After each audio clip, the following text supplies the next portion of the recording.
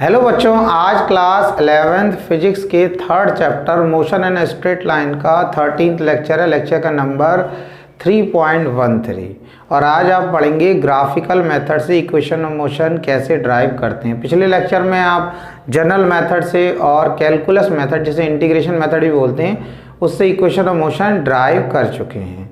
बहुत ही आसान है, बहुत ही ईजी है और आप तो वैसे ही काफ़ी तेज़ हो और बहुत अच्छे हो पढ़ने में, बहुत इंटेलिजेंट हो, दिमाग बहुत तेज़ है, लेकिन आप लगाते नहीं हो या जो बच्चे लगा रहे तो अच्छी बात है। तो आपको इसी टाइप का आपको सोचना है, नेगेटिविटी से दूर रहना है। ये नहीं सोचना है कि हम कुछ नहीं कर सकते, ये कुछ नहीं आता, किसी टीचर ने बोल दिया अरे ऐसा कर रहे हो वैसा कर रहे हो, आप कुछ नहीं करो। कई बार टीचर बोल देते, डांट देते, उस चीज़ को भी कोई रिएक्ट नहीं करना, उससे बस ये सोचना है कि हम अच्छा कर सकते हैं, क्योंकि यही सोचकर आपको फ़ायदा रहेगा। अगर आप नेगेटिव बातें सोचेंगे, आप सोचेंगे कि ऐसा क्या है, ये तो टीचर बेवकूफ़ बना रहे, हमसे बोल रहा है कि भाई हम तो बहुत तेज ऐसा सोचते रहे, सोचने से कोई इंटेलिजेंट हो जाएगा, सोचने से कोई होशियार हो जाएगा।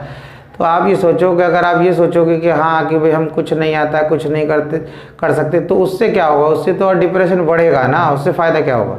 तो उससे बेटर ये कि अच्छा सोचो। अच्छा सोचने से ये कभी तो ये मन में फील आएगा ही कि हम वाकई में सही में तो अच्छे नहीं, तो अच्छे नहीं हैं या अच्छे हैं तो आप अच्छा कर सकते हैं। बात समझ में आ रहा है? तो इसलिए हमेशा पॉजिटिव फील रखना है अपने अंदर, तो पॉजिटिव फील से आपको फ़ायदा रहेगा, नेगेटिव फील बिल्कुल नहीं लाना। तो अभी क्या करना है, हम इक्वेशन ऑफ मोशन ड्राइव करेंगे। तो देखो, जो इक्वेशन ऑफ मोशन ड्राइव करना है वो हमें ग्राफिकल मेथड से करना है और इसमें जो हमारी फर्स्ट इक्वेशन है वो है v = u + at।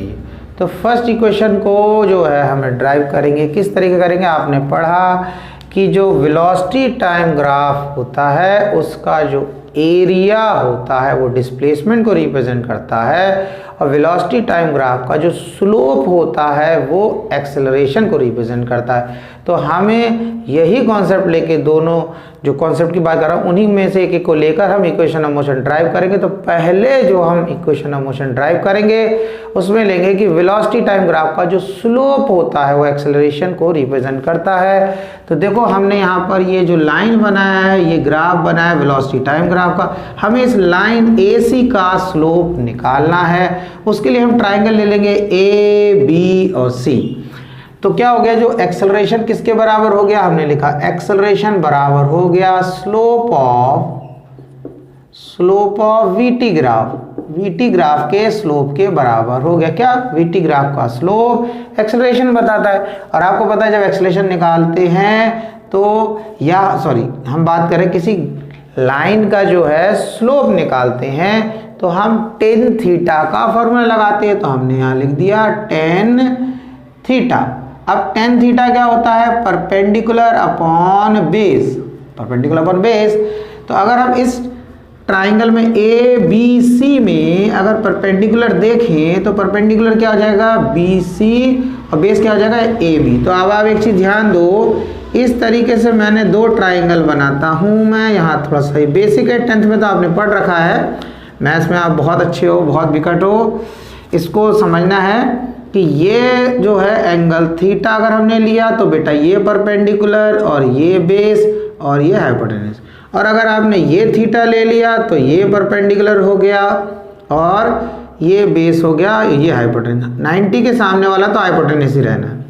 तो ये ध्यान देना, ये तो वैसे आपको पता होगा, 10th क्लास में है। तो इसको मैं रब कर देता हूँ यहाँ पर। तो यहाँ पर अब जब ये एंगल है तो परपेंडिकुलर क्या हो गया, हमारा परपेंडिकुलर हो गया BC और बेस क्या हो गया, AB। ये हो गया हमारा AB।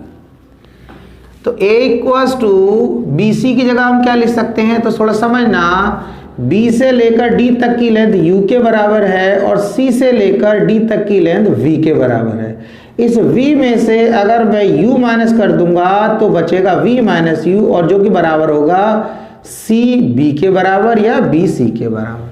तो इस BC की जगह मैं क्या लिख सकता हूँ, V - U divided by AB। AB किसके बराबर है, AB जो है वो T के बराबर है, क्योंकि यहाँ हॉरिजॉन्टल एक्सिस किसको रिप्रेजेंट करे, टाइम को। तो मान लिया 1 सेकंड, 2, 3, 4, 5, 6, 7, 8, 9, 10, मान लो यहाँ पर 10 सेकंड है। तो हम ये मानेंगे कि A से लेकर B तक की जो लेंथ है वो 10 के बराबर हो गई। तो यहाँ पर हमने क्या लिख दिया, नीचे लिख दिया t, यानी कि a से लेकर b या o से लेकर d तक की लेंथ को हम t के बराबर मान रहे हैं।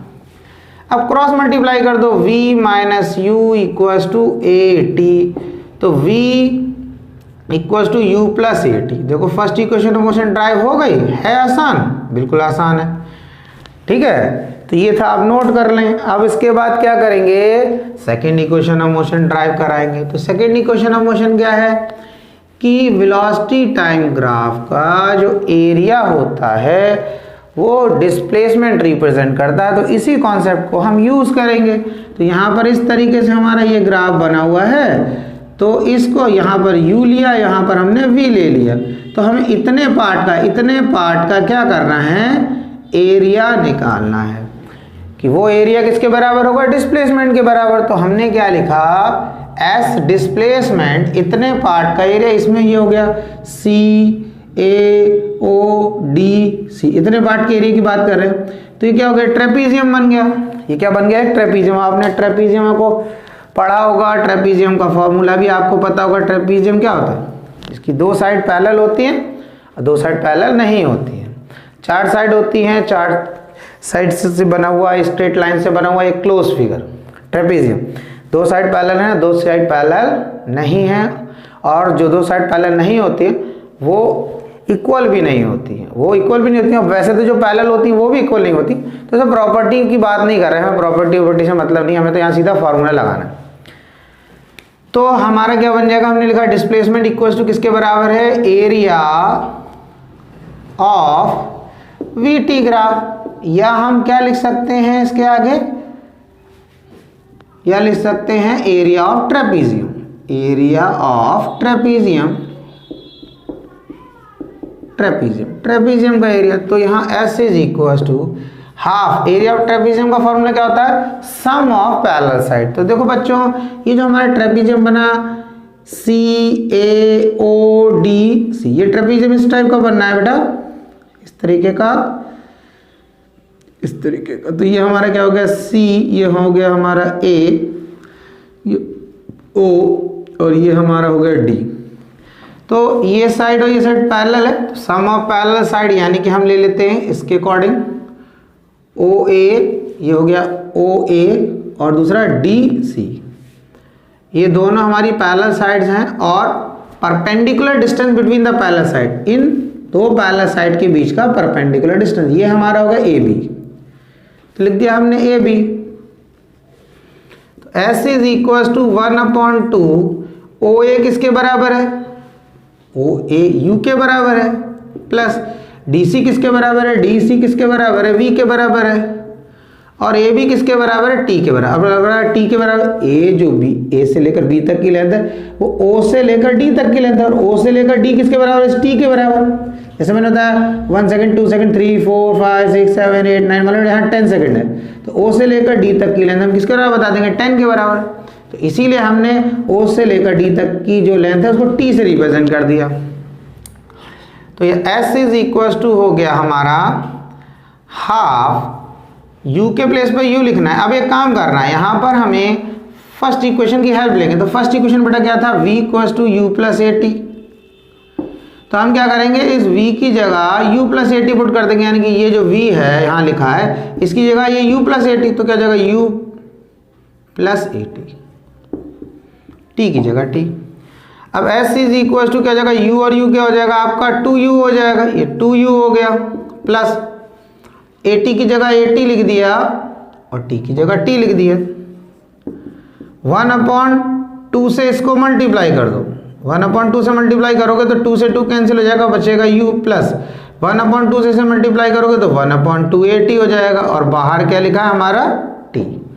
तो S इज इक्वल टू, अब इस T से मल्टीप्लाई करो तो UT plus half AT square. तो देखो ये आपकी second equation of motion derive हो गई, नहीं हो गई, ये आपकी second equation of motion derive हो गई। बहुत आसान है, नोट कर लें। अब क्या करना है, हमें third equation of motion drive करनी है। तो थर्ड इक्वेशन ऑफ मोशन के लिए क्या करेंगे हम, इसको मैं इतना रब कर दे रहा हूँ, ये इतना, ये इतना तो रहेगा ही। बस अब हम क्या करेंगे बच्चों, यहाँ से समझना आप।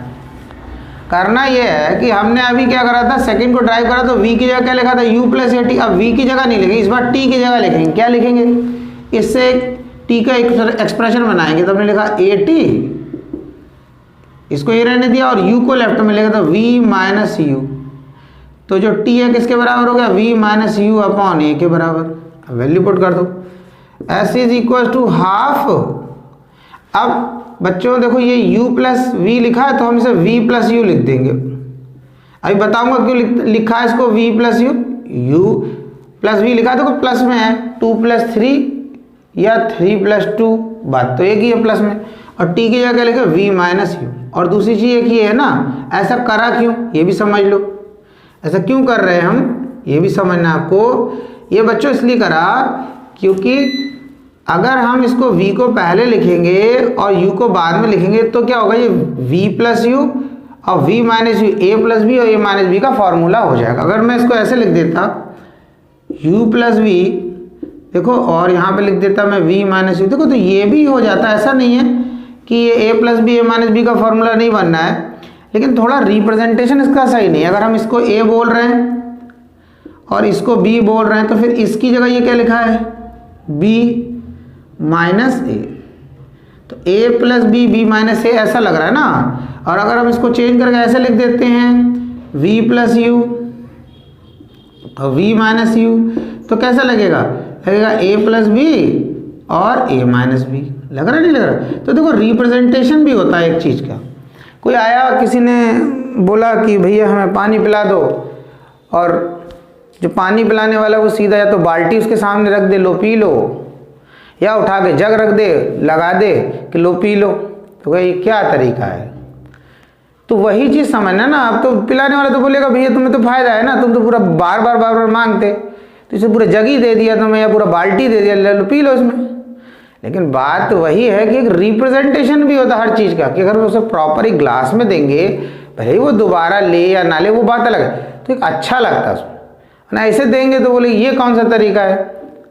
तो वही चीज़, हर चीज़ का एक रिप्रेजेंटेशन भी होता है। तो इसीलिए हमने क्या करना है, हम थोड़ा फॉर्मूला सही लगने लगेगा, v a plus b a minus b, इसलिए हमने v को पहले लिख दिया, u को बाद में लिख दिया। और उसके बाद क्या करा, s इज इक्वल टू, अब देखो a plus b a minus b का होगा, क्या होगा formula, a square minus b square होता नहीं होता है। तो v square minus u square, और ये 2 तो डिनोमिनेटर में है, तो ये इससे मल्टीप्लाई के साथ में है 2a हो जाएगा, और इसको क्रॉस मल्टीप्लाई कर दो, क्या होता है, v square minus u square equal to 2as। देखो कितने आसानी से ये तीनों इक्वेशन ऑफ मोशन ड्राइव हो गई।